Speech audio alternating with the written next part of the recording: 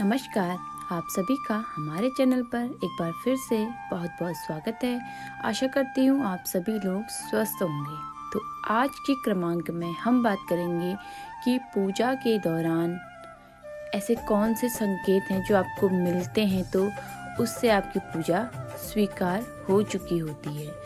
तो चलिए बढ़ते हैं आज के इस क्रमांक की ओर। भगवान दिखाई नहीं देते, लेकिन वो किसी न किसी रूप में हमारे साथ अवश्य रहते हैं और हमें कुछ खास संकेतों की मदद से अपनी प्रसन्नता और क्रोध के विषय में बता ही देते हैं। जब हम ईश्वर की पूजा करते हैं तो हमारे साथ कुछ सकारात्मक ऊर्जाएं भी जुड़ जाती हैं जो हमारे आसपास एक घेरा बना लेती। जब हमारा संबंध इस ऊर्जाओं के साथ मजबूत हो जाता है तो ये हमें सीधी परमात्मा का सानिध्य प्राप्त होता है, जो हमें कुछ संकेतों के माध्यम से यह बताते हैं कि उन्होंने हमारी प्रार्थना स्वीकार कर ली है। आइए जानें क्या है वो खास संकेत जो स्वयं ईश्वरी शक्तियाँ हमें प्रदान करती हैं।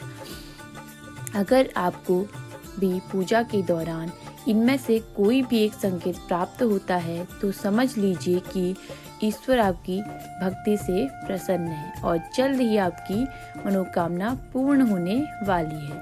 तो आइए बढ़ते हैं उन संकेतों की ओर। पहला संकेत है मंदिर हो या घर में किसी भी प्रकार की कोई भी जगह जहाँ पर पूजा की जाती है, चाहे वो आपका मंदिर हो या घर, हम ज्योत या दीपक अवश्य प्रज्वलित करते हैं। अगर आपके द्वारा जलाए गए दीपक की लौ कुछ ज्यादा ही ऊपर उठ जाती है तो समझ लीजिए आपकी भक्ति और श्रद्धा से ईश्वर को प्रसन्नता मिलती है। वे अवश्य ही आपकी चिंता हरेंगे। अगला संकेत है पूजा के दौरान अगर धूप अगरबत्ती से निकलने वाला धुआं सीधे ईश्वर की तरफ मुख कर लेता है और उससे ओम की आकृति बनती दिखती है तो यह भी एक शुभ संकेत माना जाता है। उसके बाद हम बात करेंगे अगले संकेत की तरफ। ऐसा कई बार होता है जब धूप या अगरबत्ती जलाने से पहले ही हमें खुशबू या सुगंध का एहसास होने लगता है। अगर आपके साथ भी ऐसा होता है तो समझ लीजिए ईश्वर की कृपा आपके ऊपर बनी हुई है।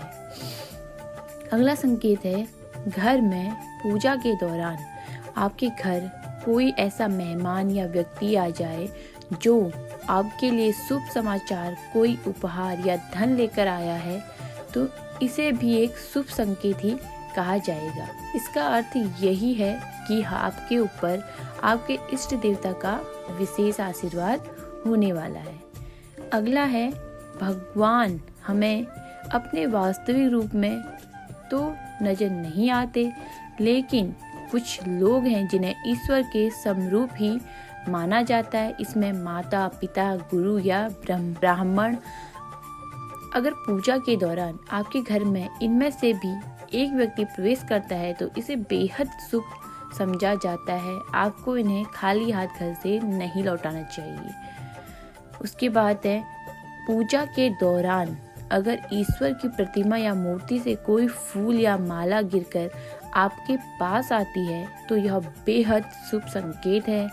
इससे पता चलता है कि ईश्वर की कृपा आपके ऊपर मौजूद है और आपकी मनोकामना जल्द ही पूर्ण होने वाली है।